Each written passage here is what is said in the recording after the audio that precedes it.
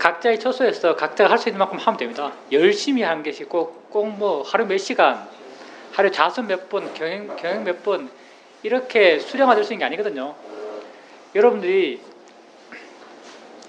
삶에서 그렇게 할 수 있는 만큼 자기에 관심 갖고, 사실 자기에 관심 갖고 있으면요, 내가 이제 뭐 수행하는 가장 기본적인 마음의 자세는 자신에 관심이라고 말하는데요, 자기에게 관심 갖고 있으면 이미 수행하고 있는 것이에요.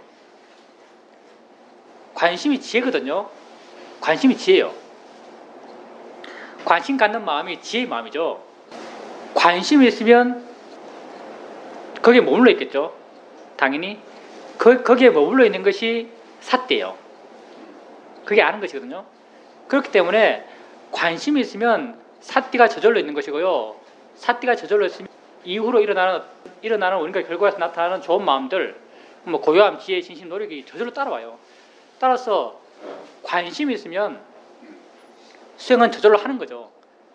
관심이 이끌어가는 수행, 그게 지혜가 이끌어가는 수행이죠. 뭐 우리 책에 보면, 시험에 나온 책 보면은 뭐 처음에는 뭐 알아차림의 수행을 이끌어가고, 나중에는 지혜가 수행을 이끌어간다 해서 뭐 지혜가 수행을 이끌어가는 그게 대단히 높은 단계처럼 막 이렇게 느껴지는데요. 그게 특별한 게 아니고요. 자기의 관심 있는 그 관심의 마음이 수행을 이끌어가는 거예요. 여러분이 일상의 삶 속에서 꼭 수행을 얼마만큼이라고 계량하게 살 필요 없고요. 자기에게 관심 가질 수 있는 시간 동안 관심 가져가면 돼요. 또 관심 못 갖는 시간, 무슨 내일 시험 공부하고 되고, 뭐 직장 뭐 리포트 써야 되고, 이런 어떤 삶의 내용에 부딪히면 수행을 잘 못하죠. 그때는 나에게 관심 갖지 않고 쉽게 마음이 밖으로 나가는 거죠. 이렇게 삶과 생활에 얽혀서 있게 되면은 우리 마음의 힘이 웬만해서는 내 안에 있지 못하죠. 이런 시간은 또 이런 시간대로요. 못하는 시간은 그냥 못하는 시간을 받아들이세요. 여러분이 아무리 바쁘더라도요, 다 여기 올 수 있는 시간이 있잖아요. 여기 올 수 있는 시간이 있을 정도로 바빠요. 여러분 삶 속에서 여유 있는 시간들, 그 시간 동안만 수행해도요, 여러분 수행은 계속 좋아져요.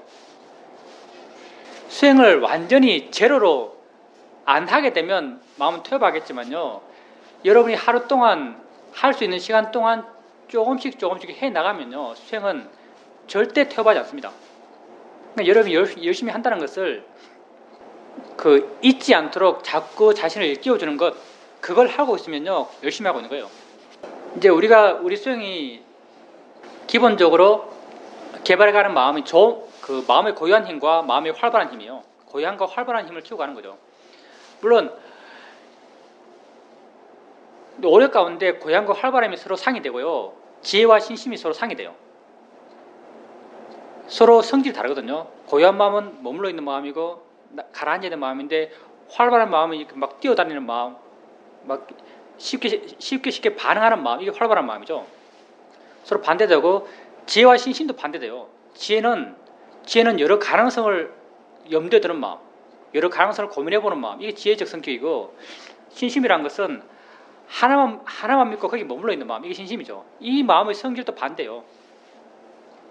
근데 지혜와 신심은 수행 방법론적으로 그렇게 개발하는 방법이 없어요. 바르게 수행해 나가다 보면 자연스럽게 지혜와 신심의 균형을 맞춰져 가고요. 지혜와 신심의 균형도 별것 아니에요. 우리가 원래 말을 하면 복잡한데요, 지혜와 신심의 균형 표현하자면 이런 거죠. 여러분이 A가 B다라고 알았어요. 이게 지혜예요. 수행해 나가면서 A는 B야 라고 알았어요. 그러면 그 다음 A는 B야 라는 믿음을 여러분이 일으킬 필요가 없을까요? 있을까요? 아니면 저절로 일어날까요? 이게 저절로 일어나요. A는 B다라고 알면은 A는 B다라는 믿음이 저절로 일어나요. 지혜가 있으면 신심은 저절로 일어나는 거죠. 지혜가 있어서 신심이 저절로 일어날 때 이 신심이요, 지혜와 균형 있는 신심이요, 이게 지혜와 신심의 균형이에요. 수행해서 여러분이 어떤 이해가 생기면 그 이해의 내용에 대한 믿음이 저절로 생겨나요. 이게 지혜와 신심의 균형이고, 이게 수행에서 이제 수행 처음부터 우리가 주되게 고민하는 것은요, 마음의 활발함과 마음의 고요함, 노력과 사마디의 균형이죠. 위리아와 사마디와 위리아의 균형. 이게 우리가 사실 고민하는 거예요. 그리고 이런 고민에 따라서 많은 수행 방법이 나왔죠. 그 가운데 가장 대표적인 것이 좌선과 경행이라는 수행법이에요. 미얀마 수행체 가면은 수행 프로그램은 언제나 좌선 1시간, 경행 1시간이에요. 좌선하게 되면 몸이 정적이어서 정적인 마음이 쉽게 개발되고, 경행, 걷게 되면은 몸이 동적이어서 동적인 마음, 위리아의 마음이 쉽게 개발되기 때문에 좌선, 경행을 교대해요. 좌선하게 되면 마음이 쉽게 둔해지죠. 쉽게 둔해지는 건요, 굉장히 빨리 돼요, 사실. 굉장히 능숙해요. 쉽게 둔해지는 건. 왜냐하면 그래 해왔기 때문에 우리가. 여러분 TV 볼 때 멍하게 둔하게 보잖아요. 아무 생각 없이. 어떤 게 집중해서 멍해지고 둔해지는 것은 우리에게 아주 쉬워요. 좌선하게 되면 쉽게 마음이 둔해지죠. 마음이 둔해지면은 그 반대편, 활발한 마음을 일으켜줘야 돼요. 활발한 마음을 일으켜주는 수행적 테크닉이 뭐냐면, 뭐가 일어나고 있지? 이런 질문이에요. 머리에 어떤 느낌이 있지라는 이런 질문들, 손에 어떤 느낌이 있지라는 질문들, 그리고 조사, 법에 대한 조사. 법에 대한 조사가 칠각지에서 두 번째거든요. 단마 위자야. 어떻게 보지? 이게 법에 대한 조사예요. 소리가 뭐지? 마음이 뭐지? 이거 왜 하겠어요? 다 마음의 활발함을 키우기 위해서요. 지혜를 키우고 지혜와 동반한 활발한 마음을 키우기 위해서 해나가는 것, 이게 법에 대한 조사죠. 이런 수행법들, 수행하는 방법들이요, 다 마음의 활발함과 마음의 고요함의 균형을 맞춰가기 위해서요. 이걸 고민하며 생기는 어떤 그런 수행법들이죠. 여러분이 지금 수행센터에 사는 것이 아니고 일상의 삶을 살아가고 있어요. 일상의 삶을 살아간 여러분에게 사실 제일 부족한 건요, 마음의 고요함이에요. 마음의 고요함이 굉장히 힘이 약해요. 여러분 가끔 좌선하게 되면 내가 생각하기에 웬만하면은 정말 바람을 뛰어나고 수행을 정말 열심히 하는 사람이 아니면은 좌선 상태가 그렇게 좋기를 기대하기 힘들 거예요. 앉아 좌선하면 첫째 증상이 좋은 것, 둘째 증상이 무한 생각이 그냥 무한대로 일어나. 이런 경우가 많죠. 이게 사실 다 고요함이 약하기 때문에 그렇거든요. 그래서 좌선 상태에 너무 안 좋기 때문에 우리가 망상에 부르는 계속 생각이 일어나거나 아니면 졸거나 마음 힘이 약하니까 뭐 앉는 자세도 안 좋아서 그냥 쉽게 허리가 휘어지고 고개가 뚝뚝 떨어지고 이렇게 돼요. 좌선 상태가 안 좋기 때문에 또 좌선 안 하게 되고, 안 하니까 좌선 상태는 더 안 좋아져요. 왜냐하면 좌선을 잘 할 수 있는 마음의 힘은요, 크게 세 가지예요. 수행 초반기에는요, 뭘로 좌선하냐면 나의 에너지로 좌선해요. 예를 들어서 마시 수행할 때 특히 그렇죠. 마시 수행할 때 배 자세하게 보려고 막 애를 써요. 집중하고 딴 데 가면 갖고 오고 가는 마음을 잡고 계속 애를 쓰는 거죠. 내 에너지를 태워요. 이 에너지를 막 쓰면서 좌선하게 되면 깨어있어요. 근데 엄청 피곤하죠. 수행을 가장 기본적으로 할 때는 이런 나의 개인적 에너지로 좌선을 해요. 이렇게 반찬 깨어있을 수 있어요. 그리고 그 다음에 이렇게 수행을 해 나가다가 조금씩 사마디 힘이 좋아져가요. 사마디가 마음의 파워거든요. 이렇게 조금씩 사마디 힘이 좋아져가면서 내가 그렇게 애쓰지 않는데도 1시간 동안 별 어려움 없이 좌선해요. 이럴 때는 어떠냐면요, 생각도 굉장히 작고요, 약간 멍청한 느낌도 좀 있고요, 좀 멍한 느낌이 있는데 뭘 느끼냐면요, 마음의 힘이 느껴져요. 이건 수행센터에서 여러분이 좌선을 꾸준하게 할 때 가끔 느끼는데, 어떨 때는요, 마음의 힘이 좋아서 야 이거 2시간, 3시간 또 앉겠다는 느낌이 들어요. 이게 사마디 힘이 좋아져서 그렇거든요. 이렇게 사마디 힘을 통해서 좌선하게 돼요. 그리고 마지막으로는요, 수행을 바르게 해서 여러분 자신에 대해서 조금씩 이해가 생기려면요, 여러분 자신은 곧 알마 일어남이죠. 그런 알마 일어남에서 관심이 생겨나요. 신기하거든요. 여러분이 봄을 제대로 보면요, 보는 게 신기해요. 여러분 지금 그냥 얼핏 한번 생각해 보세요. 눈 뜨면 어떻게 봐요, 이걸? 뭐가 이렇게 보죠? 봄이 어떻게 가능하죠? 어떻게 들어요, 우리가? 다음에 느껴요. 도대체 뭐지? 이게 느낀다는 게. 여러분이요, 마음이 좀 고요해지고 마음 힘이 좋아져서 여러분에게 일어나는 것을 있는 그대로 조금씩 반하게 되면요, 그 일어나는 게 신기해요. 관심 있게 되고. 나중에 좌선은요, 이런 관심으로 좌선해요. 관심으로 좌선할 때는요, 마음의 힘이 좋다라고 별로 안 느껴져요. 근데 마음이 참 깨어있다 라고 느껴지죠. 마음이 참 활발하다, 가볍다라고 느껴져요. 이 힘으로 수행하는 거죠. 여러분이 지금 현재 집에서, 이제 여러분 상태를 이야기하는 거죠. 여러분이 현재 집에서 좌선을 잘 안 하는 것, 설령 수행을 한다 하더라도 좌선을 잘 안 하는 이유는요, 좌선이 안 되기 때문에요. 좌선이 안 되는 이유는 뭐냐면, 주로는 사마디가 약하기 때문이에요. 여러분 수준은 달라서 모르겠지만, 대충 여러분 수행 상태에서는요, 사마디가 약해서 좌선이 안 돼요. 거의 그 단계에 있지 않을까 생각해요. 근데 사마디가 좋아지기 위해서는요, 좌선을 해야 돼요. 역설적으로. 근데 좌선 상태가 안 좋기 때문에 마음이 좌선하기 싫어할 거예요. 하려면 거북하게 느껴지고, 그냥 억지스럽게 느껴지고, 이렇게 느껴질 거예요. 그러면 여러분요, 좌선을 굳이 방석 깔고 가부좌 하고 반가부좌 하든 평좌 하든 앉아서 하는 좌선을 마음이 거부하면은, 하기 싫어하는 마음이 생겨나면 하지 마시고요. 안 해도 되고. 하지 마시고요. 집에 소파 있잖아요, 소파. 소파에 그냥 몸 던져놓고 그냥 고개 붙여놓고 눈 감고 그렇게 좌선하세요. 그게 좌선이에요. 이게 왜 좋냐면요, 이렇게 하는 것은 마음이 거부감이 없어요. 소파에 앉아서 TV 보지 말고 혼자 있으면서, 뭐 같이 사는 사람 TV 보면 어쩔 수 없겠지만, 혼자 있으면서 소파에 앉아서 멍하게 TV 보지 마시고요, 그냥 기대서 눈 감고 자기 자신에게 관심을 가지세요. 이렇게 하는 것은 거부감이 안 들어요. 그게 좌선이에요.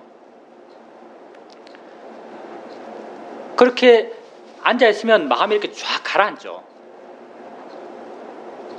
좀 가라앉게 되고, 아래 느낌들, 다 있는 어떤 엉덩이 느낌들, 발바닥 느낌들, 손의 느낌들, 주위에 들리는 소리들, 이런 것들이 굉장히 부드럽게 들려요.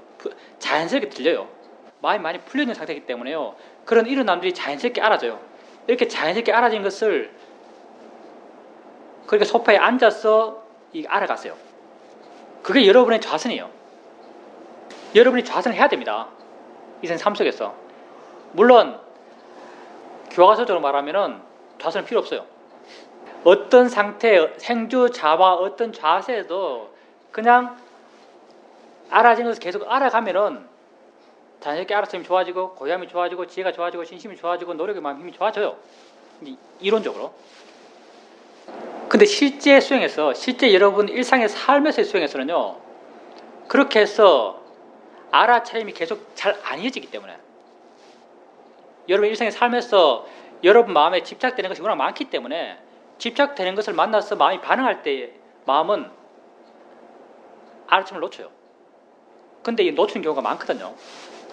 그래서 여러분이 설령 알아차림을 이어지게 노력해 나간다 하더라도 알아차림을 놓칠 때가 많죠. 그래서 부족한 사마디, 고요함의 힘을 의도적으로 좀 키울 필요가 있어요. 고요함의 힘을 의도적으로 키울 수 있는 가장 확실한 방식은요, 좌선하는 거예요. 몸이 정적이 되면 마음도 정적이 돼요. 근데 좌복에 앉아서 좌선하는 것을 마음이 거부한다면, 소파에 앉아서 좌선하세요. 그건 거부 안 해요. 아주 편안하게 좌선할 수 있을 거예요. 완전히 몸도 다 이완돼요. 좌복에 앉아서 좌선을 하는 것보다요, 소파에 앉아서 좌선하는 게 어떤 면에서 더 좋아요. 몸이 더 이완돼서. 이것보다 더 이완된 게 뭔지 아세요? 누워서 좌선하는 거예요. 고수는 와선한다죠. 아, 정말 고수는 와선해요. 우리 사회도가 저는 와선하죠. 저는 와선은 거의 안 해요. 고수가 아니기 때문에. 와선은 거의 해본 적이 없어요. 그냥 잠잘 때 잠깐 하는 거죠. 근데 정말 고수는 와선해요. 왜냐하면 와선할 때 마음의 상태가 더 바른 수행하는 마음의 상태가 돼요. 누워있으면 몸이 퍼져 있고요. 몸이 퍼져 있으면 마음도 퍼져요. 마음이 퍼진다는 게 무슨 말이냐면 뭘 어떻게 하겠다는 의도가 없어요. 의도가 없을 때 알아진 것이 자연스럽게 알아져요. 우리가 바른 수행에서 알고자 하는 패턴으로 알아져요. 와선을 하게 되면. 근데 와선하고 상당히 비슷한 게요. 소파에 앉는 거예요. 소파에다 기대서 앉으면요. 몸이 확 풀어져요. 확 풀어지면요. 여러분이 어떤 특정한 것을 그렇게 알려고 애쓰는 마음이 잘 안 일어나요. 애쓰는 마음이 없으면요. 알아질 것이 지 알아지는 대로 자연스럽게 알아져요. 그렇게 알아진 것을 알아가는 거예요. 있다고 알고, 있다고 알고, 있다고 알아가 보세요. 그게 여러분의 좌선이고요. 그렇게 해 나가다 보면은 좋을까요? 졸면 일어나서 걸어야죠. 하여튼 그렇게 좌선하십시오. 여러분에게 부족한 건 사마디의 힘이에요. 우리가 사마타 수행을 안 하기 때문에요. 사마타 수행을 안 하기 때문에 기본적으로 우리가 사마디를 개발해 가는 건요. 알아차림의 이어짐으로 개발해 가요. 알아차림이 계속 이어지면요. 사마디는 자연스럽게 깊어져 가요. 근데 알아차림이 이어지는 것이 아주 익숙하지 않고 일상의 삶과 부딪혀서 그게 힘들다면요. 강제적으로 몸을 정적으로 만들면서 사마디를 키워가는 것, 이게 필요해요. 여러분이 이 수행하면 느끼기에 사마디가 크다, 마음이 고요하다, 이런 느낌이 별로 못 갖죠, 사실. 못 갖는데요. 사실 못 갖는 게 당연하고요. 또 사실 못 갖는 게 옳아요. 내가 옛날에 사이도랑 인터뷰하면서 이런 인터뷰를 한 적이 있죠. 사이도 수행하는 많은 사람들이요. 자기 수행 상태가 좋다는 것을 마음이 고요합니다. 마음이 평화롭습니다. 이런 걸로 자기 수행 상태를 말을 해요. 자기 수행을 잘한다는 것을 그렇게 말을 하는 거죠. 그래서 어느 날 인터뷰할 때 사이도한테 사이도 다른 사람들 인터뷰 들어보면 고요합니다. 편안합니다. 이런 말을 하면서 자기 수행을 이야기합니다. 근데 나는 수행하면서 한 번도 마음이 고요하다, 마음이 평화롭다 라고 느껴본 적이 없습니다. 나는 나름 수행을 바르게 하는 것 같은데 왜 나는 고요함, 평화로움 이런 느낌을 못 갖습니까? 라고 물어본 적이 있어요. 그러니까 제 스승께서, 사이도는 곧 내 스승이죠. 우떼전의 사이도죠. 이렇게 말했죠. 지혜 없는 사람이 고요하다고 말한다. 지혜가 관심 갖고 마음이 일어나는 것에 관심까지 계속 알아가는데 마음이 이렇게 일하고 있는데, 지혜가 이렇게 일하고 있는데 어떻게 고요하다는 게 느껴지겠느냐. 바르게 고요한 사람은 고요해도 그 고요함을 알 수가 없다, 이렇게 말해요. 고요함은 활발함과 함께 균형을 이루고 있죠. 활발한 것은 두드러지게 어떤 일을 해나가고 있어요. 대상이 나타나면 가서 알고, 나타나면 바로 알고, 나타나면 바로 알고, 끼어있고 활기차게 자기 일을 해나가고 있는 것이죠. 이런 활기참과 고요함이 함께 있을 때 활기참이 두드러지지 고요함이 두드러지지 않아요. 그러면 우리의 고요함이 힘이 없는가? 전혀 그렇지 않습니다. 여러분이 활기찬 마음의 힘과 함께 균형이 이룬 고요한 마음의 힘도요, 굉장히 힘이 좋아요. 거의 사마타 수행을 할 때 고요한 힘만큼 힘이 좋아요. 사마타 수행을 할 때는 다른 마음이 하나도 없고, 중국 가면 태산이라고 있다면서요. 태산이 높다, 하늘아래 매이로다 하잖아요. 높은 거의 상징이죠. 근데 태산은 사실 별로 안 높다면서요. 태산이 평지에서 높이 보인대요. 그게 평지에서 높이 보일 뿐이래요. 이것처럼 사마타 수행을 통해서 고요하다, 평화롭다, 정말 뭐 사마디 힘이 좋다고 느끼는 건요, 다른 마음이 하나도 없어서 그래요. 다른 마음, 지혜의 마음, 노력의 마음, 활기찬 마음, 이런 마음이 없으니까 고요함, 혼자 있으니까 고요함이 굉장히 두드러지게 고요하다고 느껴져요. 근데 우리의 마음은요, 우리가 수행을 해나갈 때는 오력의 균형을 함께 키워가고 고요함뿐 아니라 다른 마음들 다 함께 힘을 키워가는 거죠. 노력의 마음 힘도 좋아요. 노력의 마음 힘이 좋기 때문에 고요한 마음 힘이 좋더라도 고요한 마음의 힘이 느껴지지가 않아요. 태산 옆에 황산이 있으니까 태산이 안 높아 보여요. 비슷한 거죠. 그러면 과연 우리의 고요함은 얼마나 힘을 갖고 있는가? 이게 이론서에 보면요, 이론서는요, 이렇게 우리가 개발하는 사마디, 이 까니까 사마디를 하죠. 까니까 사마디를 별로 힘 없는 것처럼 이야기해요. 이론서에는. 근데 전혀 그렇지 않습니다.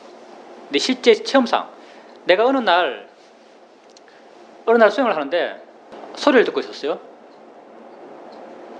소리에 대해서 마음이 굉장히 깨어 있었고 마음이 활기차 있고 굉장히 관심이 있었죠. 소리 이렇게 막 듣고 있는데 어느 순간부터 소리가 내 가슴 안에서 들려요. 정말 소리에 대한 방향감을 다 잃었어요. 어떤 소리가 나든지 소리가 다 가슴 안쪽에 들리는 거예요. 물론 그때 마음을 보고 있어서 마음에서 마음이 아는 소리를 알았겠죠. 마음을 알아가면서 마음이랑 위치가 있기 때문에 가슴 안에서 소리가 계속 나고 있는 거예요. 그래서 그 순간 한 마음을 일으켰어요. 이게 어떻게 가슴 안에서 나지라고 마음을 일으키는 거죠. 그래서 의지를 일으키고 마음을 한 방향으로 보내는 거죠. 가슴 쪽으로 보려고 그랬어요. 가슴 쪽에서 나는 소리를 보려고 그런 거죠. 보려는 의도를 일으켰어요. 그 순간 가슴이 이렇게 확 파여요. 이렇게 파고들어간 형상이 만들어져요. 이쪽이 확 계속 파여 들어가요. 이렇게 쭉쭉쭉. 이게 다 관념들이에요. 이게 상들이에요. 이게 진짜가 아니고요. 진짜 뭐가 패해지는 게 아니고요. 이렇게 파여가는 모양들이 이렇게 만들어져요. 안으로 깊숙이 들어가면서 뭐가 쫙 파여 들어가요.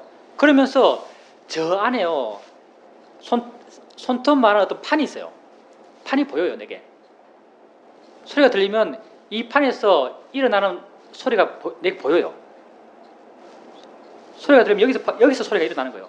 소리가 나면 여기서 소리가 일어나요. 내가 이것 본 걸 말하고 싶은 게 아니고요. 이걸 만든 걸 말하고 싶어요. 이런 모양, 이런 파여진 게 굉장히 역동적이었고요. 어떤 일어나는 것이 굉장히 세세하게 보여요. 이런 세세하게 파여지는 어떤 동작들, 파여지는 형상들, 그리고 그 안에 있는 어떤 음판 같은 것, 그리고 거기서 일어나는 소리가 보이는 소리들, 이걸 누가 만들겠어요? 어떤 마음의 힘이 이런 걸 만들죠? 이게 사마디가 만드는 거예요. 사마디가 다 이 형상들을 만들어요.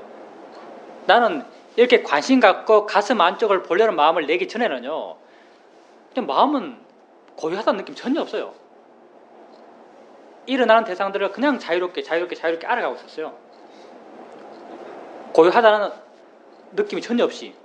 근데 마음이 이렇게 한쪽으로 마음을 기울이니까, 마음의 힘을 한쪽으로 기울이니까 내가 마음 가졌던 뭔가 발견하고자 하는 욕구, 그런 마음의 작용에 따라서 이런 모든 형상들이 만들어진 거죠. 이 형상들이 만들어진 건 사마디 때문이에요. 따라서 우리가 이 수행을 바르게 해서 알아차림을 꾸준히 이어가면서 힘을 좋게 나갔던 마음의 고요함의 힘, 그 힘들이요, 결코 작은 게 아닙니다. 그 사마디가요, 결코 가벼운 사마디가 아니에요. 이론서에 보면요, 그렇게 위파사나 수행을 통해서 생겨난 사마디를 까니까 사마디라 그러고, 이 까니까 사마디가 우빠짜라 사마디하고 비슷한 어떤 깊이를 갖고 있고, 별로 깊지 않지만 이 정도로 충분하다고 말한대요. 이건 표현이 뭔가 잘못됐어요. 이런 식으로 형성되니까 단지 아빠나 사마디에 못 들 뿐이죠. 이 사마디도 굉장히 깊은 사마디예요. 여러분 수행에서 가장 부족한 건요, 사마디요. 사마디가 우리 수행에서 가장 근본적인 입장에서 사마디를 키워가는 것은 알아차림의 이어짐을 키워가요. 여러분이 정말 알아차림을 이어가면, 이어지게 알아차림을 해나가게 되면요, 알아차리면 힘이 점점 좋아져 가고 알아차리면 힘이 점점 좋아져 가면서 그걸 원인으로 고요하면 힘이 점점 좋아져 가요. 이건 반드시 그렇게 돼요. 근데 현실적으로 알아차리는 마음을 계속 이어가는 것이 여의치 않기 때문에 좀 더 강제적이고 즉각적인 효과를 갖고 오는 방법은요, 좌선하는 겁니다. 몸을 정적으로 하는 거예요. 좌선이 힘들다면 소파에서 좌선하세요. 좌벽에 좌선하면요, 몸의 상태를 유지하고자 하는 내 몸이 어떻지라는 자기 확인들, 몸을 바르게 하고자 하는 노력들을, 이런 마음들이 계속 일어나요. 이런 마음들이 사마디를 무너뜨려요. 마음을 고하지 않게 만들어요. 가장 좋은 좌선 상태가 어떤 상태인지 아세요? 가장 좋은 좌선 상태는요, 꼿꼿하게 바르게 앉아있는 좌선이 아니고요, 가장 좋은 좌선 상태는요, 그 앉은 자세를 신경 쓸 필요가 없는 좌선 상태예요. 앉아있는 그 상태에 대해서 마음 갈 필요가 없는 좌선 상태. 이 상태가 가장 좋은 좌선 상태예요.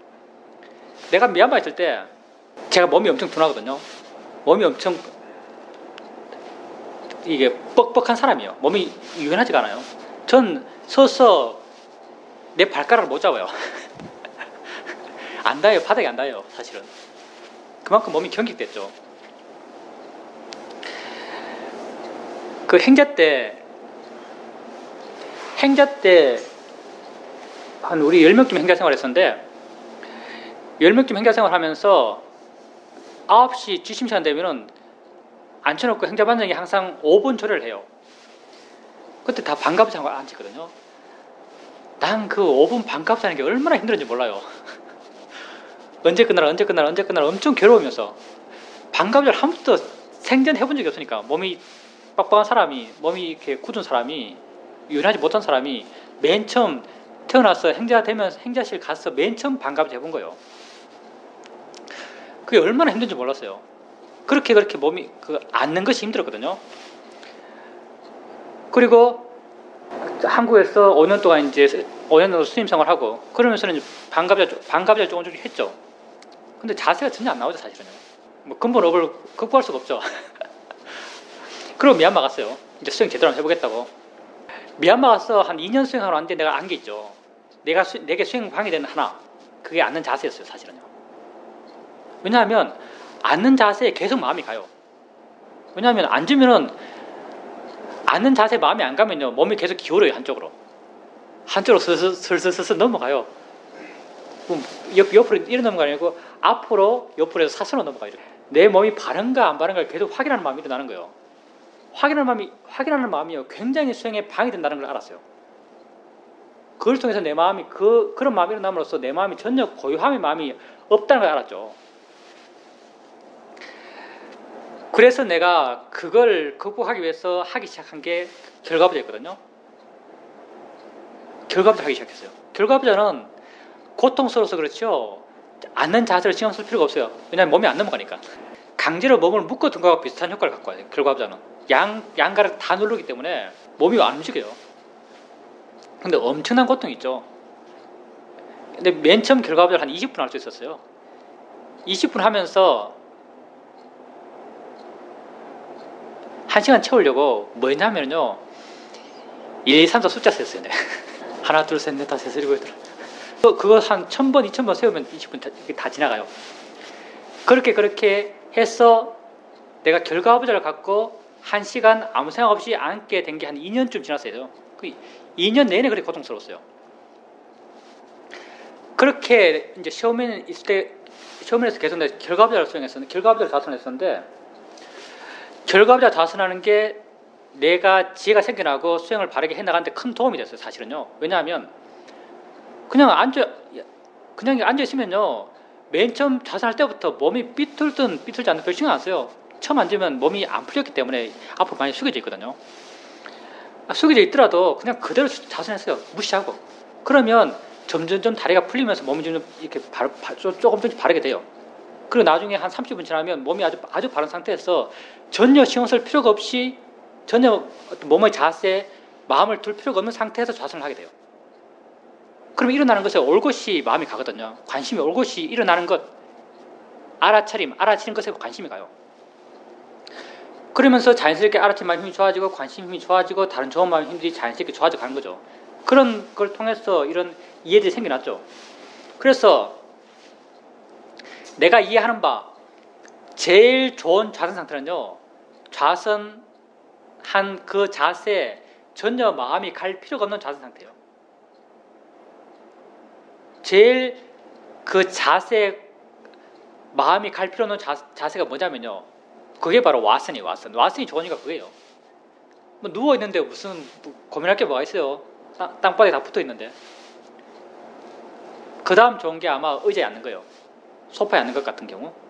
그 경우도 그냥 앉아서 이렇게 퍼져 있는데요, 자세를 어떻게 바르게 해야지라고 고민할 필요가 없어요. 그럼 올곧게 자기 일어나는 것에 관심 둘 수 있어요. 그렇게 그런 좌선을 통해서 여러분 고요함의 마음의 힘을 키워가야 됩니다. 노력과 마음의 활발함과 함께 바르게 균형을 이룬 고요함은요, 고요해도 고요하다라고 알아지지가 않아요. 근데 그 사람이 지금 말한 고요함은 내가 생각하기에는 아마 좌선할 때 고요함일 거예요. 그렇죠? 좌선할 때 고요함이요. 그 고요함은요, 고요함의 힘은 좋아요. 좋은 것도 하나의 고요함이거든요.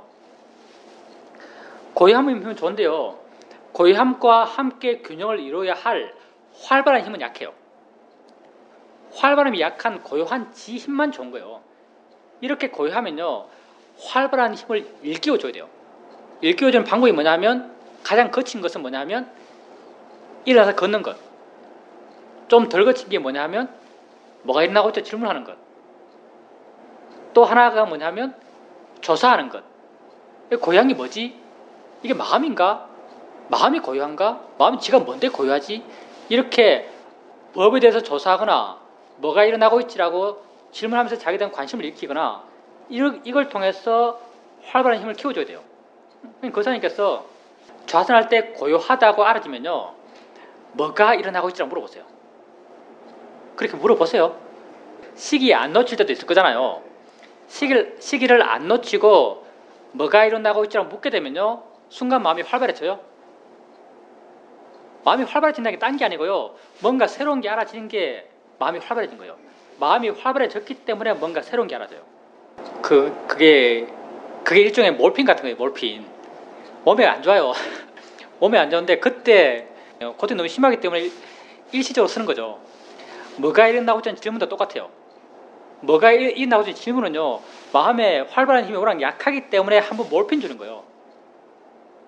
마음에 활발한 힘이 워낙 약하기 때문에 뭐가 일어나고 있지라고 하면서 한번 관심을 일으켜서 활발한 힘을 키워주는 거죠. 근데 계속 뭐가 일어나고 있지 하면요, 수행 진도가 없어요. 우리가 원하는 활발함은요, 내재적으로 정말 마음의 힘이 좋아서 계속 활발한 마음이 계속 있는 이런 활발함이요. 내가 계속 이렇게만 존재하고 이렇게만 존재하는 이런 활발함이 아니에요. 고사님께서 그렇게 활발한 마음이 없을 때 한번 일으켜주는 거죠. 근데 마음이 지가 잘 알아가고 있을 때도 일으켜줄 필요는 없어요. 하여튼 고사님께서 그렇게 마음이 둔해졌을 때, 이제 타이밍을 안 놓쳤을 때 뭐가 일어나고 있지라고 묻잖아요. 그때 알지 못하는 게 드러나잖아요. 드러나면 그걸 아세요. 그리고 계속 묻지 마시고요, 조금만 기다려보세요. 새로운 게 나타나는지. 하여튼 내재적인 활발함을 키워가야 돼요. 가볍게 알고 있으면요, 그걸 가볍게 알고 있으면 다른 어떻게 또 나타날 수 있어요. 나타나면 또 알고, 또 나타나면 또 알고, 또 한참 기다려도 안 나타나면 또 물으세요. 뭐가 일어나고 있지? 또 나타난 걸 알고, 또 안 나타나면 뭐가 일어나고 있지 묻고, 또 뭐가 일어나고 있지라는 것도 하기 싫고 그 해도 별로 마음도 변한 느낌이 없으면은 일어나서 걸으세요. 좋습니다. 이제 거사님이 이제 여러 가지 것이 알아져요. 여러 가지 것이 알아질 때 거사님께서 그 하나하나를 알려고 안 해요. 단지 물러나서 그 여러 가지 걸 한꺼번에 지켜보고 있어요.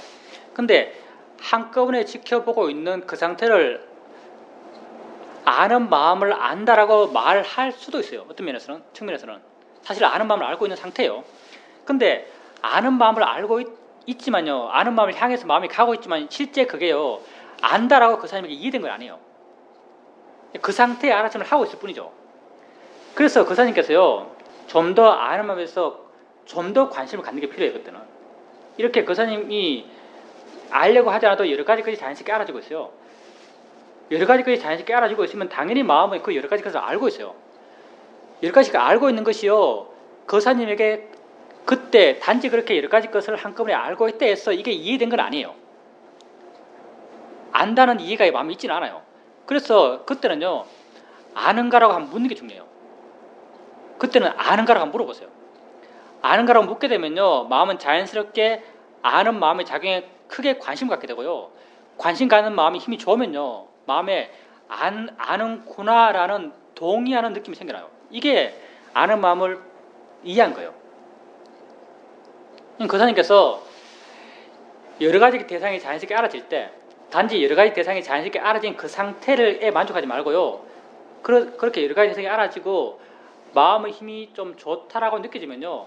아는가? 라고 물어보세요. 아는가? 그냥 애쓰지 말고, 애쓸 필요 없어요. 애쓰지 말고요. 그냥 단순하게 내게 묻는 거예요. 아는가? 라고 물어보세요. 아는가? 물어서 알아지지 않으면은 물어서 그냥 묻고 난데 그냥 마음이 공허하면요. 원래 알았던 대로 여러 가지 것을 알아가고요. 알아가다가 마음 힘 좋으면 또 아는가를 물어보고 또 공허하면 또 원래 알아차림 했던 대로 알아차림 해나가고 또 마음 힘이 좋으면 한번 아는가라고 물어보고 지금 말씀하신 이해는요. 사유적으로 이해하는 것이고요. 뭐 들려지는 것을 저 들려지는 것이라고 이해한다. 들려지는 것을 들려지는 것이라고 이해한다 했을 때 이건요. 이게 뭐라 할까? 일종의 사족 같은 것. 들려지는 것을 이해할 필요 없어요. 그냥 들려진다고 알면 돼요. 들려진다고 수긍하면 그게 이해하는 거예요. 예를 들어서 그 사님께서 아는가라고 물었을 때 이건 아는 걸 이해해야 돼 라고 하는 그런 입장에 접근하지 말고요. 아는가라고 물었을 때 아는군이라고 이해하면 그게 이해한 거예요. 알잖아요. 바닥에 손을 대요. 느낌 있잖아요. 느낌 있죠. 느낌 있다고 왜 말할 수 있겠어요? 느낌을 알기 때문에 느낌 있다고 말할 수 있는 거예요. 분명히 아는 게 있어요. 이 아는 게 있지라고 하는 것은요. 사유예요. 앞뒤 따져보면 분명히 아는 게 있어요. 이건 사유적 이해고요. 그 사람이 마음이 이미 좋아지면요. 아는가라고 물으면요. 아, 느낌 알고 있네라는 게 이해가 돼요. 느낌 아는 무엇이 있네라고 이해가 돼요. 내지는 느낌과 함께 다른 뭐가 있네라고 이해가 돼요. 꼭 아는 작용 이렇게 여기 우리가 이게 법이라는 걸 말로 표현하면요. 그게 실제로는 굉장히 거리가 멀어요. 사실은요. 아는가라고 이해한다 해서요. 꼭 아는가라는 그런 말이 내포하고 있는 그런 의미로 이해가 아니에요. 그냥 느낌과 함께 뭐가 있구나. 느낌과 함께 뭐가 하는구나. 느낌과 같이 뭐 하는 뭐가 있구나라고 이해하는 것. 이게 아는 마음 이해한 거예요. 그냥 그렇게 이해할 뿐이죠. 그냥 앞뒤 선을 따져가면서 아는 마음이 대상이 있고 아는 마음이 있으니까 그 아는 마음을 이해해야 돼 해서 이해할 필요 없어요. 그렇게 하지 말고요. 대상이 있으면요. 대상을 알고 있는지를 그냥 이해하면 돼. 직관적으로. 말로 표현하기 좀 미묘한 거라서 내가 표현을 잘 못하겠는데 거사님이 아까 말했던 그런 말들은요. 1차, 2차, 3차를 이해가는 거예요. 그렇게 하지 말고 그냥 1차로 이해하면 돼요. 대상이 알아지고 있으면 그걸 알고 있는지를 이해하면 돼요. 그게 아는 말만 아는 거죠. 거사님 여러 가지 것이 알아지고 있을 때 아는가 물으면서 여러 가지 것을 알고 있는 걸 확인하면 돼요. 그렇게 물어보세요. 물어보면은 마음이 공허해요? 아니면 뭔지 모르겠지만 뭐가 있는 듯이 느껴져요? 아니, 말 가지는 것은 어떤 사회적인 결과물들이고요. 그건 별 관심이 없고요. 이건 결과들이니까. 거사님이 여러 가지 대상이 알아지고 있어요. 여러 가지 대상이 알아지고 있을 때 아는가라고 물으면요. 뭔가 마음에 뭐가 있다라고 마음에 걸리는 게 있나요? 아니면 그냥 허공 잡듯이 그냥 공허해요. 사람들은 사실은요. 마음에 대해서 이해가 굉장히 약하기 때문에요. 약하기 때문에 자기가 아는가라고 물었을 때 자기가 안다고 설령 이해됐다 하더라도 이게 마음인지 뭔지 잘 몰라요. 왜냐하면 마음이 뭔지 모르기 때문에. 근데 자꾸 알아가고 반복적으로 해나가다 보면 조금씩 마음이 뭔다고 알기 때문에 자기가 이해한 이게 마음이구나라고 조금씩 분명히 이해돼 나갈 거예요. 지금 거사님께서요, 만약에 여러 가지 것이 알아지고 여러 가지 것이 알아질 때 아는 거라 묻었을 때 뭐가 있다라고 공허하지 않고 뭐 있는 듯이 느껴진다면요, 그게 아는 마음이라고 볼 수도 있어요. 그게 어떤 형태가 있는 게 아니고요, 뭐 있는 듯이 느껴져요, 뭐가. 예, 그럼 그걸 아는 마음이라고 볼 수도 있습니다. 그렇게 여러 가지 게 알아질 때요, 그리고 마음 힘이 좋다고 느껴질 때 종종 물어보세요. 아는가 물어보고 확인하고, 아는가 물어보고 확인하고, 아무 마음의 느낌이 없으면은 그냥 원래대로 알아차면 나가시고, 그리고 마음이 둔해지면, 특히 좌선할 때 마음이 둔해지면 질문하시고, 그럴 때 일어나는 생각들은 다 뭐하러 하는 생각이에요. 우리가 마음이 활짝 끼어있을 때도 생각을 많이 하지만요, 마음이 아주 멍청할 때도 생각을 많이 해요. 특히 멍청할 때 일어나는 생각은 아주 기기묘묘하죠. 별별 생각을 다 해요. 상상 초월하는 생각도 막 하죠. 이런 생각을 내가 어떻게 하자는 생각이 그때 일어나요. 아니, 좌선할 때 우선 번뇌망상, 우선 보살님이 번뇌망상에 대해서요, 그걸 번뇌망상 이름 짓지 마세요. 번뇌망상인 그 자체가요, 생각을 부정적으로 보는 마음이에요. 없어져야 될 것으로 생각에 가치 부여했을 때 번뇌망상이 하는 거죠. 번뇌망상이 아니고요, 생각이에요. 모든 생각은 조건돼서 일어난 거예요. 모든 생각은요, 내가 이해해야 될 것이지 내가 없애야 될 게 아니에요. 그러니까 번뇌망상이 아니라요, 생각이에요. 조건 속에서 일어난 생각이고 내가 이해해야 할 수행의 대상이죠. 생각이라면 생각을 아세요? 그러면 생각이 일어나는 중간에 생각을 아세요? 아니면 생각이 끝나고 생각을 아세요? 아니, 그게 아니고 생각이 일어났잖아요. 생각이 빠져서 한참 생각하고 난 뒤에 생각했다라고 아세요? 아니면 생각을 하고 있다가 하고 있는 중간에 생각하고 있네라고 아세요? 중간에 아세요? 네, 좋습니다. 중간에 안다면 마음이 그만큼 많이 끼어있다고 볼 수 있어요. 그렇게 생각 알고 하면 어느 순간 생각이 안 일어나요? 뭐 생각을 항상 했어요. 생각은 항상 있고요. 보살님이 그때 보살님에게 알아지는 생각이 없는 거예요. 보살님에게 알아지지 않는 생각. 보살님이 어떨 때는 생각이라고 생각하지 못했던 생각도 일어나요. 그때 어떤 생각이 있냐면요, 알아지는 것이 없네라는 게 생각이에요. 멈춰있네라는 게 생각이에요. 보살님이요, 어떤 상태에 대해서 이런 상태라고 아는 순간요, 이런 상태라고 마음은 말해요. 이것도 생각이거든요. 이게 아주 미세하게 우리가 어떤 걸 알 때마다요, 항상 거기에 대해서 이름 붙이고 그 상태를 묘사해서 단정화시켜요. 이렇게 생각하는 마음은요, 계속 일어나요. 근데 워낙 오토매틱이고 워낙 저 밑에서 일어나기 때문에 우리가 생각인지 모르는 거죠. 그냥 보살님이 그게 생각을 알아가다가 생각이 없는 상태가 되면요, 그냥 그때도 보살님에게 아는 걸 알면 돼요. 생각 없다는 게 알았잖아요. 생각이 있을 때 그 생각도 수행의 대상이지만요, 생각 없을 때 생각 없는 것도 수행의 대상이에요. 왜냐하면 알아지기 때문에. 그때 또 생각 없다라고 알면 그게 바로 수행하는 거예요. 질문은 마음이 둔해졌을 때, 알아진 것이 없을 때, 멍할 때, 이럴 때 하는 게 질문이죠. 근데 보살님이 그렇게 생각을 계속 알아갔다면은 마음은 끼어있는 것이고 나름 힘이 있고 활발할 거거든요. 그 생각 없다는 것도 알아지고 있고, 알아지는 것이 그렇게 계속 있다면은 마음은 끼어있는 것이죠. 이렇게 끼어있을 때 굳이 뭐가 일어나고 있지 이런 질문은 그렇게 필요하지 않습니다. 마음이 끼어있지 않을 때 뭐가 일어나고 있지 이런 질문을 하는 거예요. 아니, 꼭 생각이 아니더라도 생각은 우리에게 알아지는 대상 가운데 제일 힘든 대상이에요. 제일 미세한 대상이에요. 느낌도 많고요, 소리도 많고요. 수행을 계속해 나가면요, 나중에는요, 느낌은 없을 데가 없어요. 느낌을 계속 반응하기 때문에 느낌에 대해서 마음이 굉장히 예민해져서요, 수많은 몸의 각 부위의 느낌을 다 알아요. 느낌은 모를 수가 없어요. 거의 항상 수행한다고 하면 항상 수많은 느낌이 있어요. 생각보다요, 생각은 이런 느낌과 소리, 냄새, 이런 여러 가지 대상 가운데요, 제일 알기 힘든 것이고 제일 보기 힘든 것이에요. 그러니까 보살님 설령 생각이 없더라도요, 다른 대상들이 많아요. 예, 소리 알고 생각 알고 느낌 알고 해나가면 되는 거죠. 소리와 느낌들은 쉽게 알아지세요. 그럼 그 소리와 느낌들을 매 순간순간 하나하나 알아가세요 하면 한꺼번에 여러 개를 알아가요. 여러 가지가 한꺼번에 알아주세요. 그럼 수행이 잘 될 때 여러 가지 것을 한꺼번에 아는 그런 수행 상태가 계속 이어지세요. 그때 보살님이 아무것도 안 해요. 마음은 그냥 가만히 있어요. 아니 그러면요 이제부터 그렇게 하지 말고요. 질문은 수행 안 될 때 하는 거예요. 안 될 때 아까도 말했지만 안 될 때 몰핀율과 똑같아요. 일종의 부정적인 것이지만 충격요법으로 주는 게 질문이에요. 수행이 잘 될 때는요 질문할 필요가 없어요. 보살님께서 애쓰지 않고 노력하지 않아도 여러 가지 대상이 자연스럽게 알아지고 있다면요. 그리고 이게 계속 이어지고 있다면요. 수행이 아주 잘 되고 있는 상태예요. 수행이 잘 될 때는 보살님이 할 게 없어요.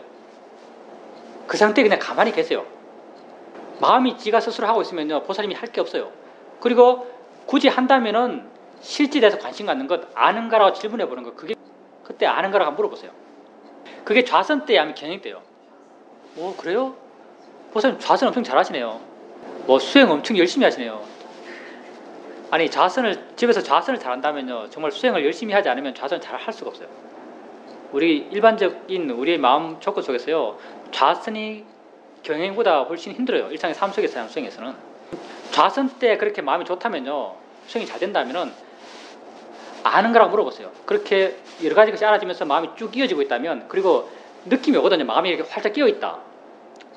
이렇게 느낌이 와요. 그때 아는 거라고 물어보세요. 대상을 바라보면서 알아지는 대상을 이렇게 대상 쪽을 마음을 향하면서 아는가라고 물어보세요. 그러면 알아지는 대상에 대해서 함께 반응하는 뭐가 있다라고 마음이 이해될 거예요. 그런 질문을 해보세요. 고요한 상태에서는 아까 보살님이 했듯이 질문을 해야 될 상태예요.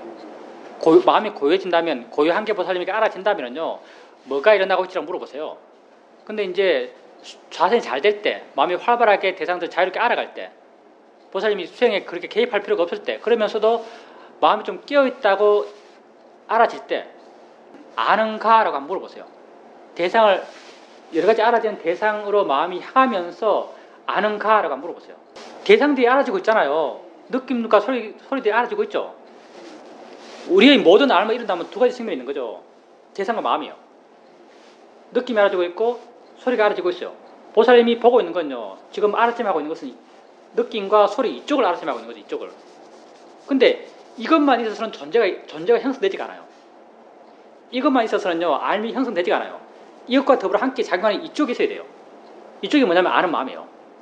아는 마음은 그때 보살님에게 알아지지가 않아요.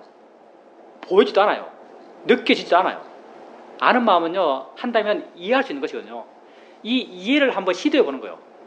지금 알아지는 것은 느낌과 소리, 생각, 이게 알아지는 어떤 모양과 색깔로 이렇게 알아지고 있어요. 근데 이 알아지고 있는 것에 대해서 아는가라고 물어보는 거예요. 알고 있나라고 물어보는 거죠.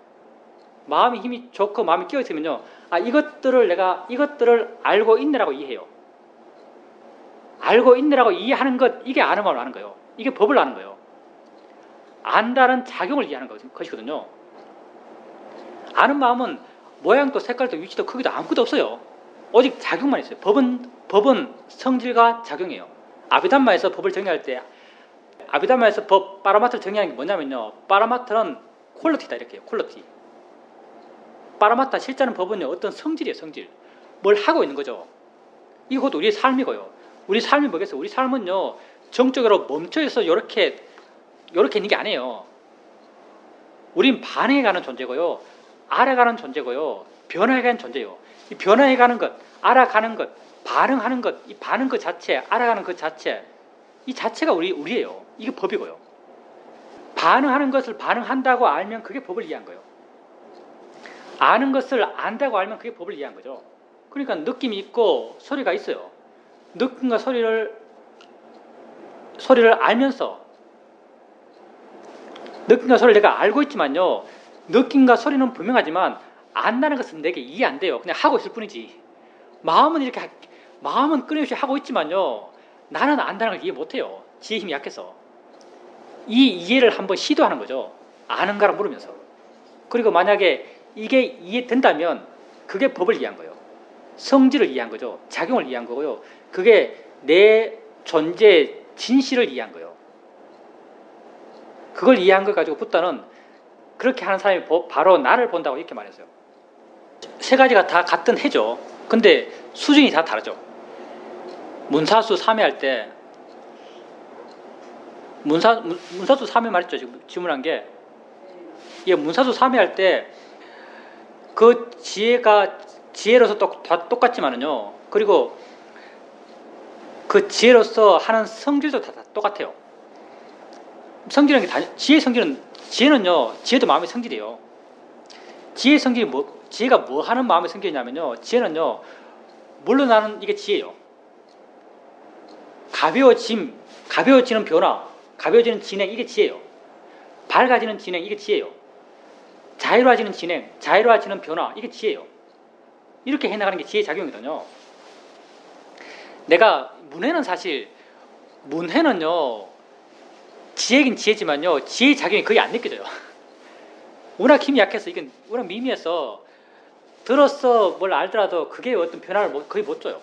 내 마음의 뭘 거의 못 변화시켜요. 근데 이제 그것도 붓다는 문해에서 지혜라고 했어요.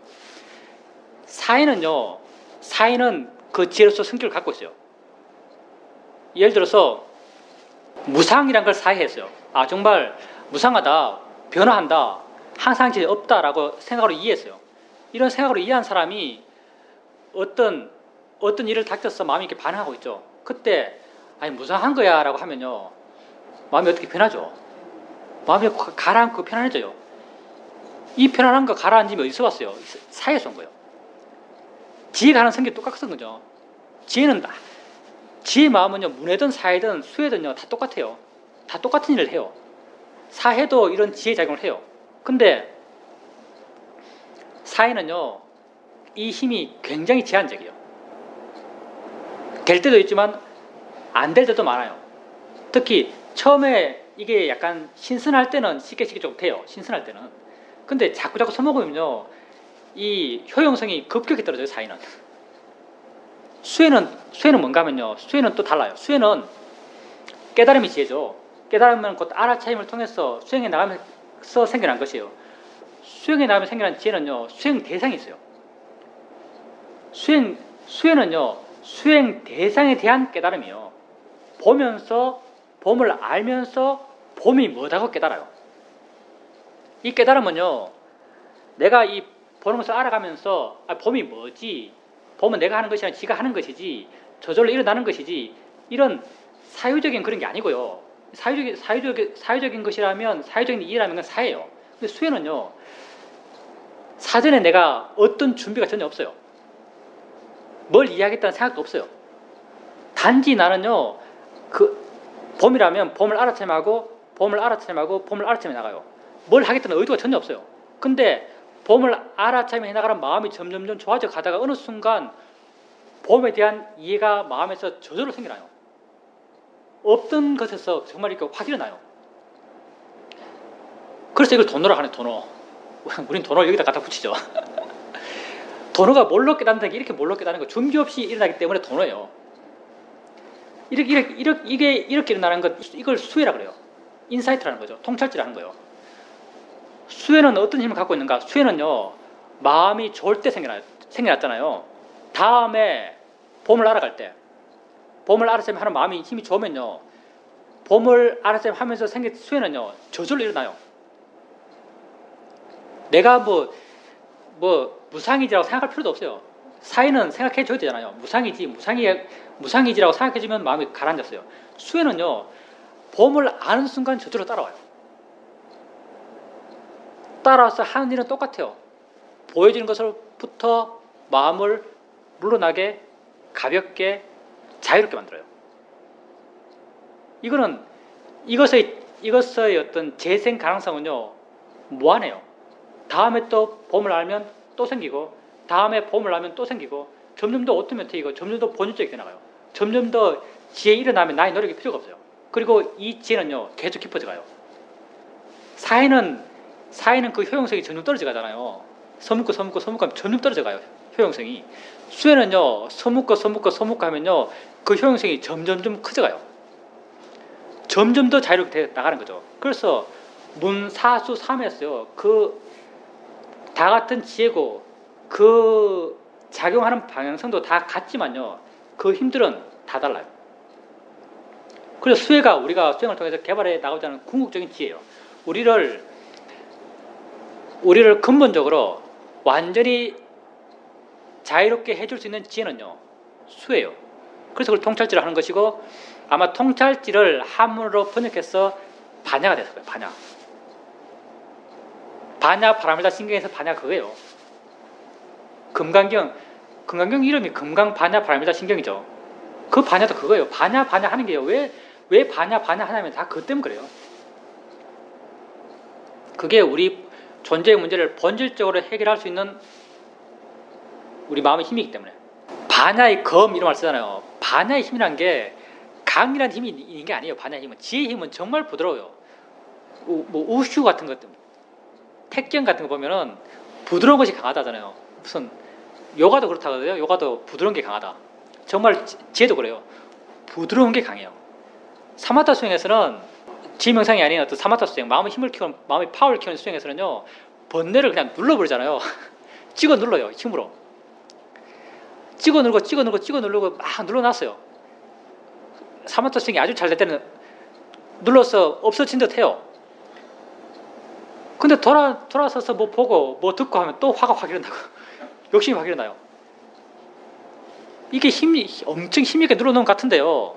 엄청 힘있게 눌러놓은 것 같은데 사실은 힘이 약했던 거예요. 그러니까 다시 일어났죠. 지혜는 뭐냐면요. 지혜는요. 눌리 안 그래요. 지혜는요. 일어나면은 니 뭐네라고 이해해요. 보여주면 너 보이는 거네라고 이해하는 거죠. 들려지면 너 소리나라고 이해하는 거죠. 생각이 나면 너 생각이라고 이해해요. 이해하면요. 그것이 의미가 사라져버려요. 이해하면은 내가 그것에 부여했던 가치가 사라져버려요. 이해가 그 가치를 떨어뜨려버려요. 그걸 통해서 내가 자유로워져요. 그리고 이런 가치를 떨어뜨리는 마음의 작용, 지혜의 작용은요. 점점점 오토매틱이 돼가요. 나중에는 알면 이미 가치가 떨어진 마음이 돼 있어요. 번뇌가 일어나지 않는 것이죠. 붓다가 이렇게 지혜가 번뇌를 제압하는, 지혜가 번뇌를 극복하는 그런 어떤 묘사가 붓다가 마라를 대체할 때 나오죠.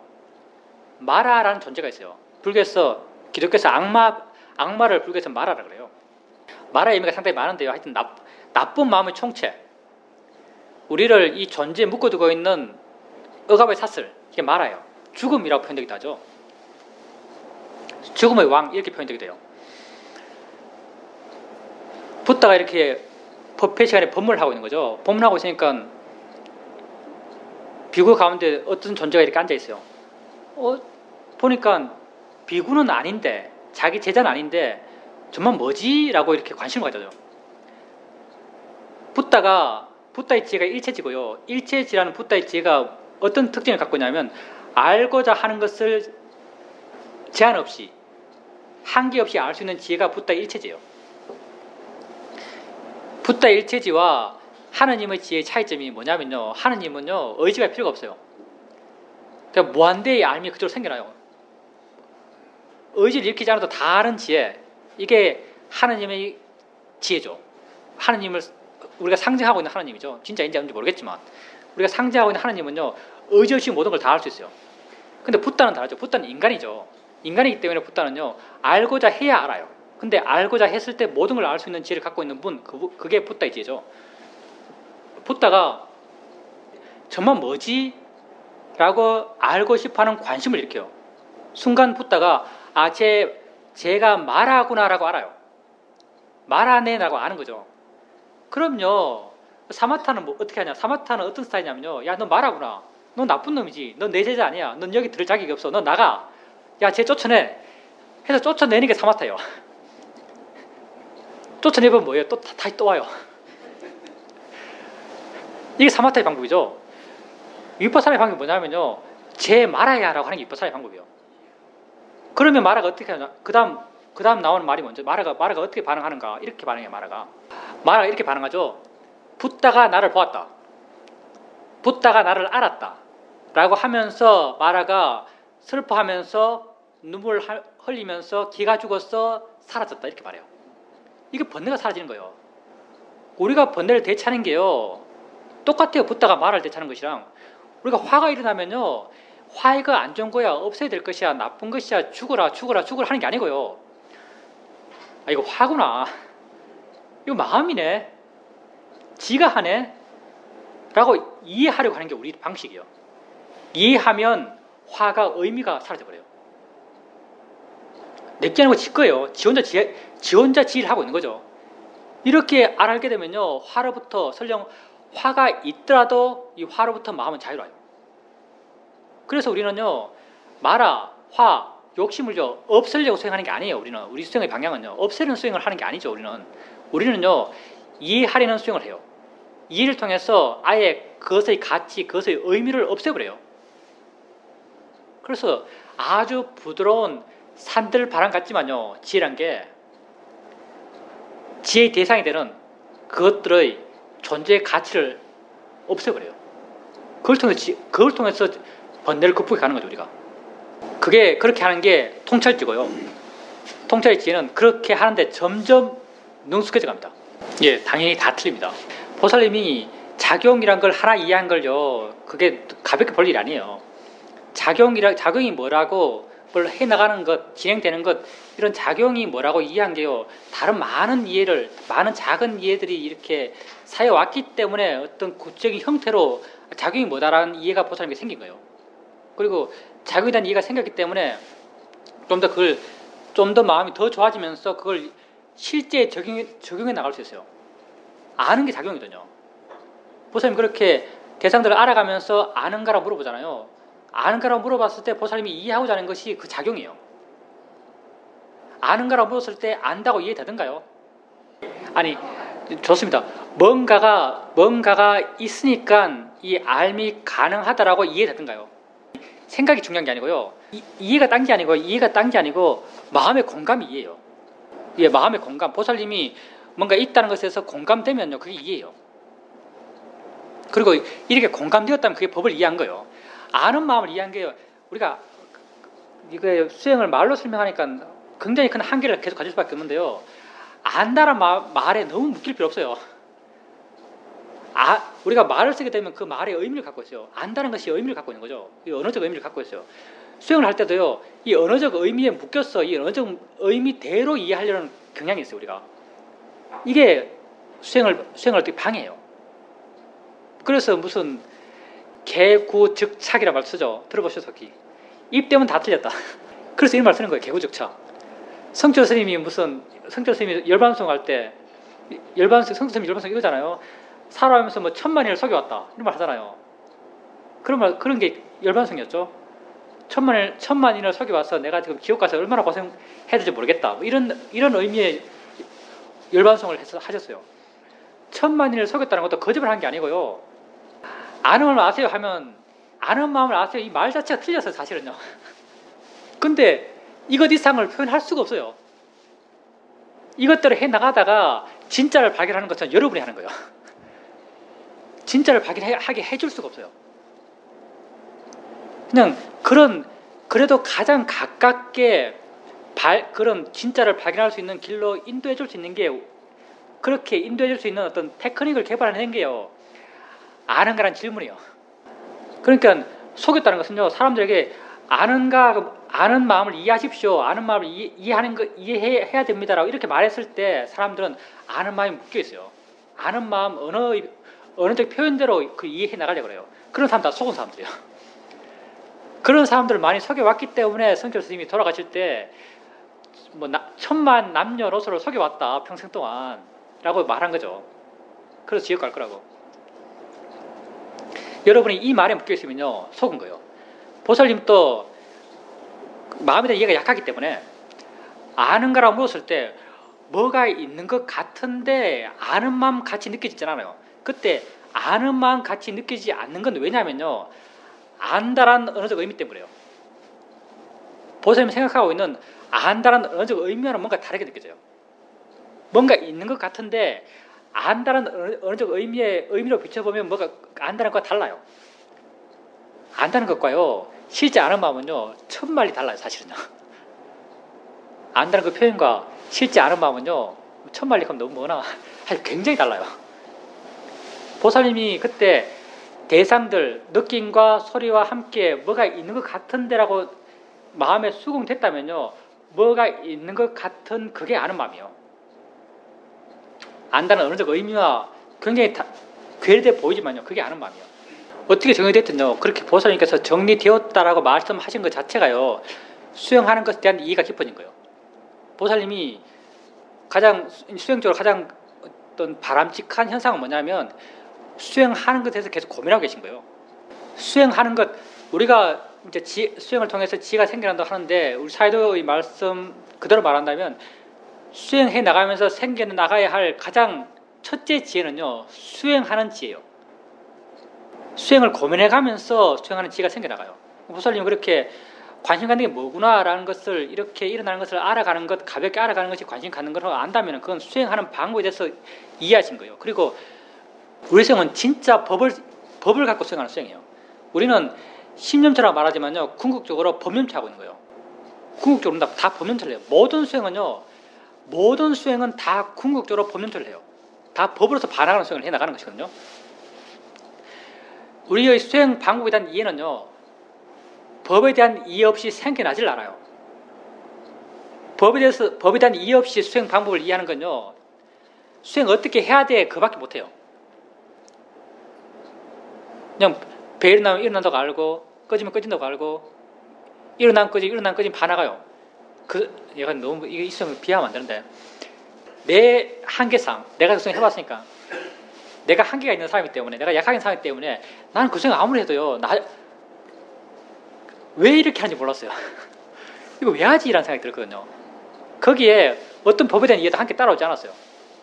근데 이 수행은 그렇지 않았거든요. 이 수행은 해나가면서 소리 알고, 느낌 알고, 생각 알아가면서, 그리고 왜 이렇게 수행하는지 고민해가면서 하면 할수록 그렇게 내가 봐나가는 게 무엇인지, 내가 그러한 일어남들을 왜 이렇게 봐나가는지, 그런 일들이 계속 생겨나가면서 그런 일이 생기면요, 그렇게 봐나가는 데 힘이 돼요.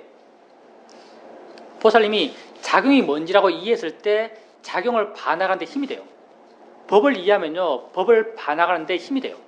좀 더 명확하게 그걸 바르게 볼 수 있어요. 그래서 법에 대한 이해와 수행하는 방법에 대한 이해는요, 함께 나아가는 길이에요. 그렇게 계속 해 나가 보십시오. 그리고 보살님이 지금 만약 이렇게 자연스럽게 알아지고 있고 아는가라 물었을 때 뭔가 있듯이 느껴지면요, 또 물으세요. 아는가 묻고, 또 있으면 또 묻고 또 묻고 또 묻고 하세요. 묻는 순간 뭐 있다고 알아질 때 보살님은 아주 명료하게요, 아는 마음이 많이 가 있어요.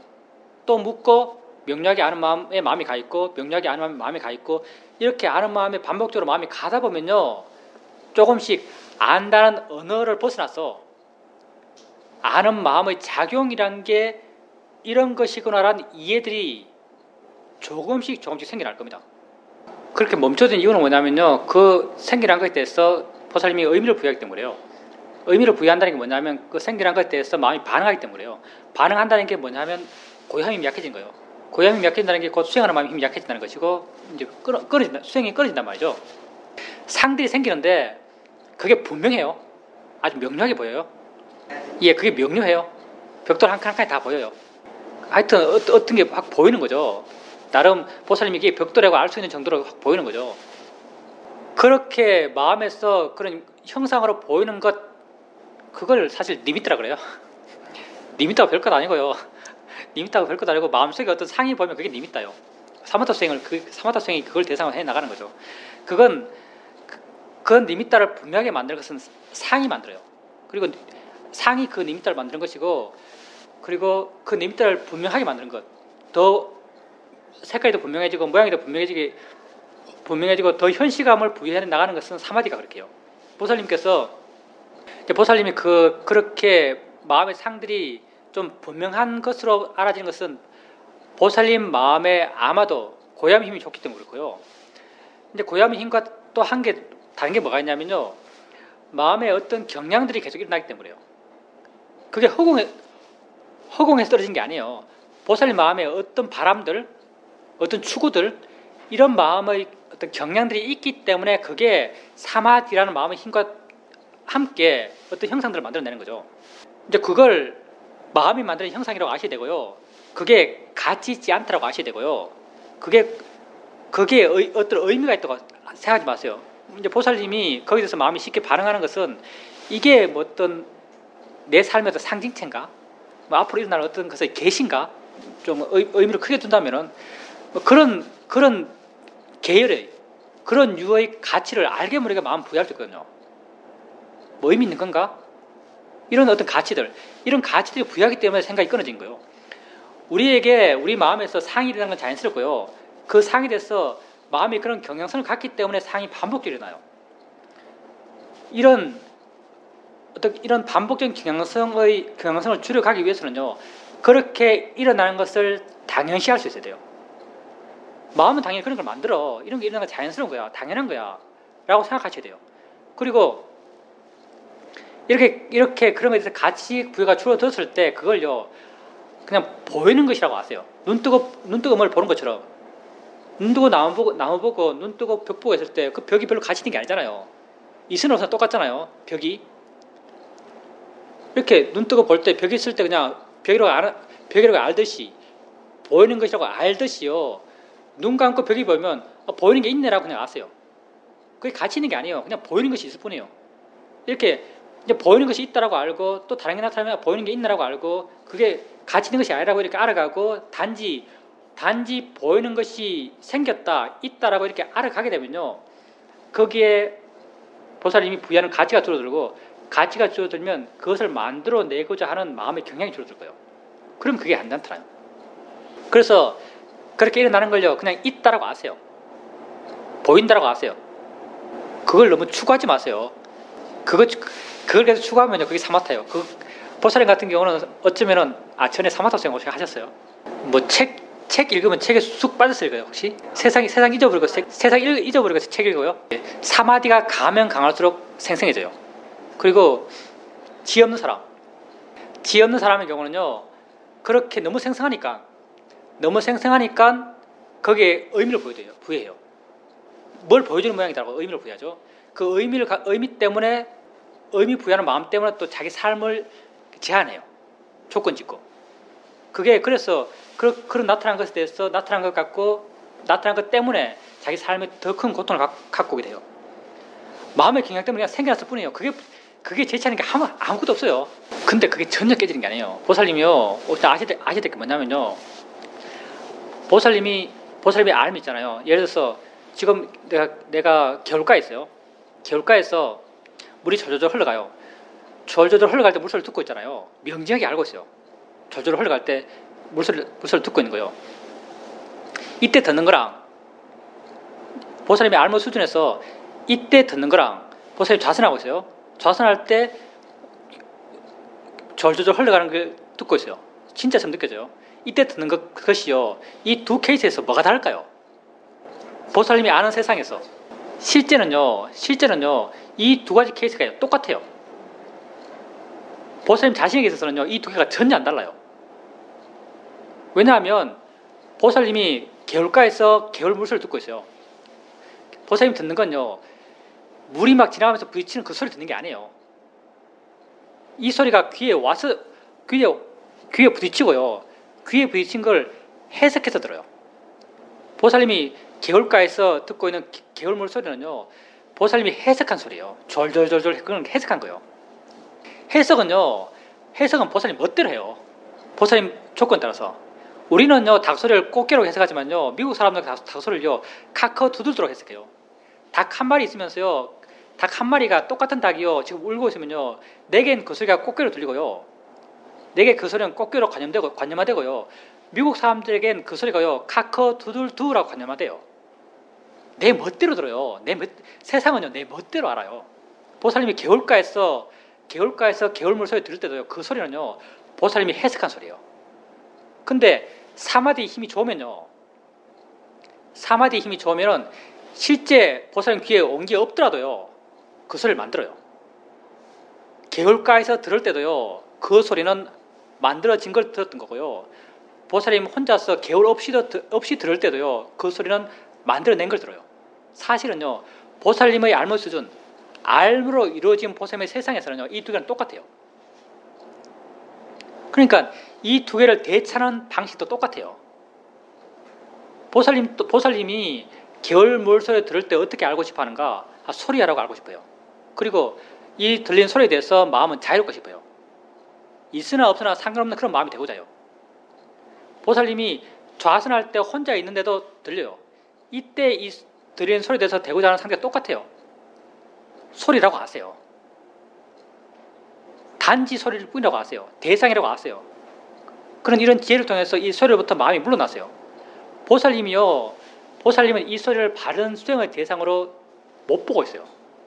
왜냐하면 보살님은 그 소리가 없어지면 좋겠거든요. 없어졌으면 하는 마음이 뭐냐면 그 소리에 집착하는 마음이고 그 소리에 가치 부여한 마음이고 그 소리의 가치에 내 스스로 묶여있는 마음이에요. 자유롭지 못한 마음이에요. 그 소리도요, 수행의 대상이에요. 소리라고 아시고 그 소리로부터 마음이 물러나고 마음이 자유로워지세요. 그것도 보살님 수행의 대상이고요. 개울 옆에서 들리는 개울물 소리처럼 똑같이 수행해야 될 대상이에요.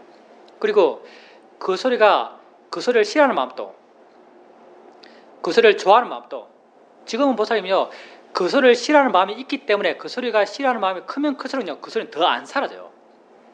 내가 싫어하면 싫어할수록요, 그건 더 강한 생명을 갖고 있어요. 그 소리를 싫어하는 마음도, 그 소리를 좋아하는 마음도, 그 소리가 있든 없든 상관없는 마음, 이게 우백가의 마음이거든요. 그런 마음이 되어갔을 때 그건 사라질 거예요. 그러니까 그걸 보살님이 수행해야 될 대상이죠. 없애야 될 대상이 아니에요. 없애고자 하는 그 마음이요, 그것이 없어지지 않는 원인이에요. 근데 이제 그게 사마디고요. 그렇게 만들 수 있는 마음의 힘이 사마디고요. 보살님이 그렇다면 보살님은 깜마 그래요. 깜마. 업을 그렇게 타고났어요. 막 그걸 뭐 살아오면서 그걸 개발했는지 모르겠지만, 혹시 미술 하세요 혹시? 어떤 그걸 계속 그런 집중해 나가는 것, 그걸 개발했는지 모르겠지만, 공부했다면 아마 공부해나는 그것도 그걸 개발해가는 마음이겠죠. 뭐 소리 다 끊고 생각도 거의 누르고 계속 빠져가는 게 이제 빠져가는 그 상태가 우리는 공부 잘하는 상태잖아요. 집중된 상태야. 그게 사마디가 일반상통하거든요. 그런 마음의 힘을 길러왔을지 모르겠어요. 근데 이런 마음의 힘은 사마디고요. 사마디는 검의 양날 같아요. 잘 쓰면 우리 수행에 굉장히 도움이 돼요. 못 쓰면은 우리 수행을 방해하는 가장 강력한 방해꾼이 돼요. 사마디가 방해될 때 어떤 때 방해되냐면요, 사마디가 만들어내는 그것을 믿을 때, 사마디가 만들어내는 그것에 대해서 가치를 부여해 줄 때, 좋은 것이든 나쁜 것이든 그것에 가치를 부여할 때요, 그것은 아주 강력한 수행의 장애예요. 지혜가 날 수 있는 것에 아주 큰 장애가 돼요. 근데 사마디가 어떤 측면에서 우리가 수행에 큰 도움이 되는 날이 되는가 하면요, 마음의 힘이 좋아서 본질 그대로 꿰뚫어 볼 수 있어요. 고요한 그 마음은 있는 걸 있는 그대로 본다는 거, 이런 측면에서 말하는 거죠. 사마디의 힘이 만들어낸 어떤 관념을 진짜라고 믿고 가지고 부여했을 때 이건 수행에 큰 방해되고요. 사마디가 힘이 좋아서 있는 걸 있는 그대로 반응할 때 이건 수행에 큰 도움이 돼요. 그래서 사마디가 좋은 사람들은 약간 극단적이죠. 수행을 못하면요, 전혀 진보가 없고요. 계속 거기 머물러요. 수행을 바르게 잘 해나가게 되면요, 수행의 진보가 굉장히 빨라요. 왜냐하면 쉽게 있는 걸 있는 그대로 반응할 수 있기 때문에. 보살님이 지금 보살님 체험하는 그런 상황에 대해서 그런 것으로부터 자유롭기 위해서는요, 그것을 대상으로 수행해 나가는 거예요.